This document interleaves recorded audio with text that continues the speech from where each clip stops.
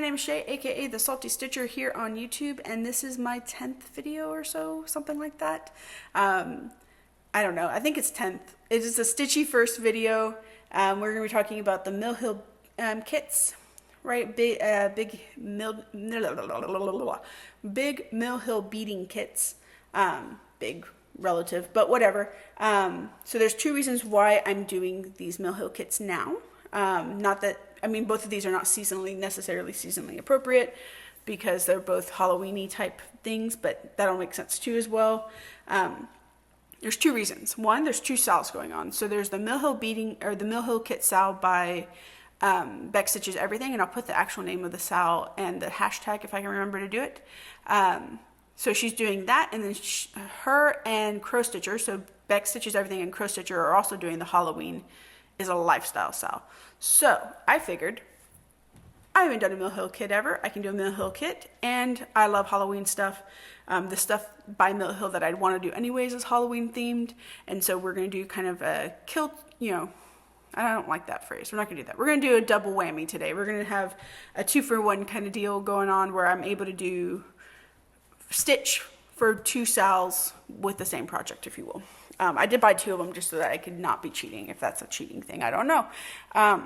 But we'll talk about it. There's probably going to be 2 videos because of the other reason why I'm doing this Mill Hill kitting, or Mill Hill bead kits.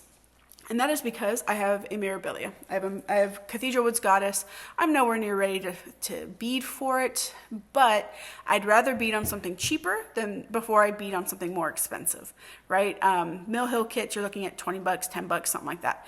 Bought it at 1 2 3 Stitch. My dog is trying to play with me, even though he knows I'm doing something.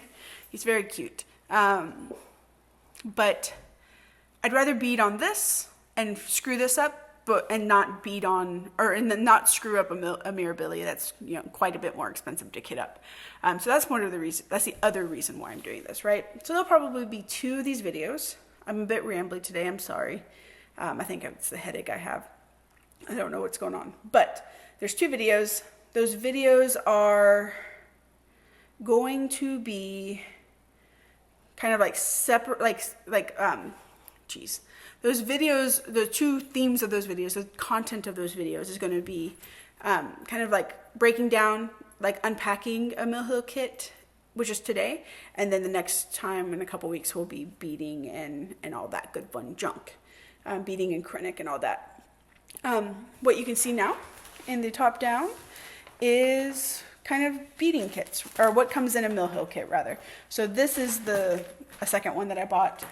You get everything in here except for the Ada obviously, because that's something that I put in there because I'll tell you in a second. But you get chart with the thread list, perforated paper. It's a 14 count perforated paper. All the threads, all that kind of stuff. Obviously you don't get the little plastic piece. The plastic piece is mine. And then you get the beads. You get kind of a specialty bead as well, and a tapestry needle as well as a beading needle, right? I don't know where I put the tapestry needle. It's somewhere on this desk, but beading kind of looks like this, or not beading. The stuff looks like this. It kind of comes in this little donut of thread. You have your fun fancy bead, and then you have your normal beads, right? And the way that you can look to see what bead pack you need to look in is you look for these little asterisks, if you can see those. That tells you what bead to come in, right?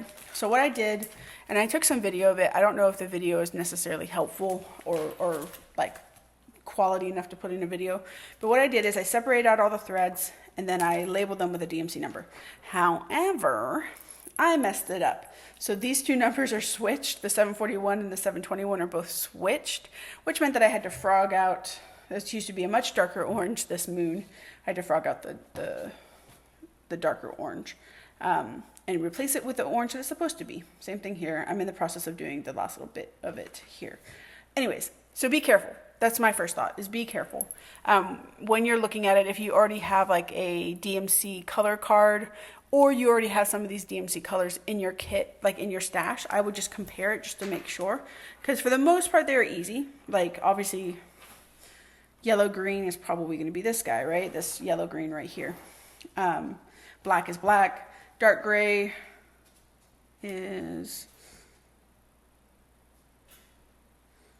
413. 413 is the dark gray, right? And so what I did is I just separated it out. This is Krennic. It's the only color of Krennic in there. It's actually glow in the dark as well, which is kind of cool. So I just separated it out, used a Sharpie, drew it on one of my little floss cards like this to make my life a bit easy. And then I started, right? I'm not worrying about the beading yet because the beads come in these packs, like I said, that are organized sort of. And so what I have is little beading, like little bead tubs, if you will. And then I have a sticky bob is what I bought, or sticky bill, whatever they're called. I'll show you that when I actually do beading, right? But I went through, made sure I had all the colors I needed. Obviously down here you have repeated colors technically because those are the backstitch colors. And then I didn't worry too much about the beads yet. I won't worry about the beads yet. You get a little needle. You can almost kind of see them. I don't know if you can see them on this video, but you can almost kind of see them. You get a beading needle and a regular needle. Now, I started with the perforated paper. I am a sew in hand kind of person, so I didn't think that was going to be too much of an issue for me. The only problem is I can't fold this, right? So I can't fold it and do the sewing method. I would have to do the poke and stab method. And that's just not something I enjoy doing. So I switched from this. I gave up pretty quickly. If I have the video still, you can almost see where I like started in the center. They asked you to do cross across the back or an X across the back, and that's how you find the center.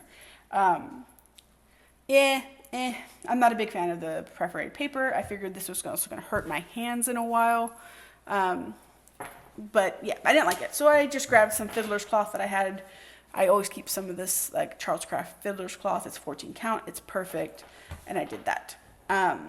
This is where I'm at so far with this. Yeah, perfect. Okay, good. This is where I'm at so far with this. I like it. I like it a lot. I like the colors. I think the colors are great. I'm slightly concerned as to what the much lighter fiddler cloth will look like instead of the dark blue, but I think it'll be okay. I don't think it'll be too big of a deal. One thing that I will warn you is if you do switch from the paper to a 14 count Aida, that you probably just pick a different needle. I don't know if you can see it, but I poked the crap out of my stitching finger, if you will, my like forefinger, my pointer finger. And I've been using thimble pads to try to mitigate that, but I was tearing it up because you have to force that bigger needle through the fabric and the thread, and it's just not the thing, not the done thing. Another thing I did is I took a picture of the pattern and put it in GoodNotes so I can mark it off that way without necessarily having to mark off the actual pattern. Also, I can blow it up bigger, makes it a bit easier. Yeah, the big thing is I just don't like this. I don't like the paper. I don't like the paper. Everything else is doing pretty good though. I didn't do parking method with this, even though it is really full coverage. And that's just because I don't normally do parking method. I'm normally much more of a color complete kind of person. I've said it before, I think, but I do Victorian style stitching, so I tend to create or finish an X before I move on. And yeah, so far so good. So far so good. I'm about probably 80 to 90% done. It's just this part down here that needs to be completed. I thought this was going to be a bit more of a hefty video because I thought it would actually be beading, but it took longer than I thought it would. Then I had to frog out stitches too. So if this is worth anything, then I will put that in here. If the video I took in the past for just like setting it up is worth anything, I'll do that. If not, then maybe I will not post this. I don't know. We'll see. We'll see. Anyways, let me know if you need anything. Holler if you have any feedback or anything kind of to help me with. Not to help me with. You can holler for whatever reason. I don't care. I appreciate helpful comments, but I'm not going to tell anyone they can't say something. But yeah, this is a bit rambling. This is a bit silly. Not quite as in depth as I was hoping I would. But yeah, have a good one. Bye.